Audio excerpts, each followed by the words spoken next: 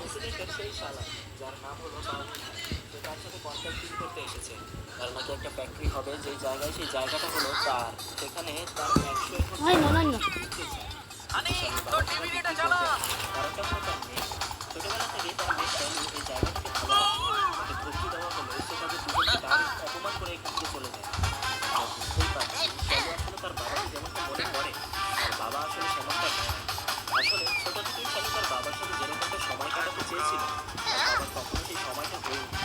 আর ছোটবেলায় নিজের বাবাকে এভাবে কাছে না পাওয়ার কারণে সে তার বাবার থেকে নিজেকে অনেক দূরে সরিয়ে ফেলেছে। আর বিষয়টা কিন্তু এমনিতেই আমাদের উপর অ্যাটাক করছে তৈরি হয়েছে এই দূরত্বটা। আর যেহেতু এখানে তার বাবার প্রসঙ্গটা উঠে এসেছে, সেজন্যই তার মন খারাপ। হরিতাকে কল করে তাকে জিজ্ঞাসা করে মন খারাপ নাকি? এমন শোনাচ্ছে কেন তোকে?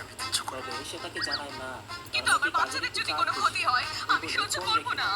তবে হারির তেমনটা মনে হচ্ছে না। কাজ শেষ করে শালু যখন বাইরে বের হয়, সেখানে এসে হারিকে দেখতে পায়। যারা বিপিএন দিয়ে ফেসবুক নিয়ে এলাম, লিটারালি ক্যানট একটা ভাই কমেন্ট কথা বলে। আমরা এখন আমাদের বিল পেমেন্ট করব প্রচুর টাকা। অনেক পুরো ব্যাগ ভরা। চারটে বাইর করেন, চারটে বাইর করেন না, এই যে এমনি দিতেছেন কেন ভাই? আপনি তো বললেন না। এখানে দুইটা, ওখানে দুইটা।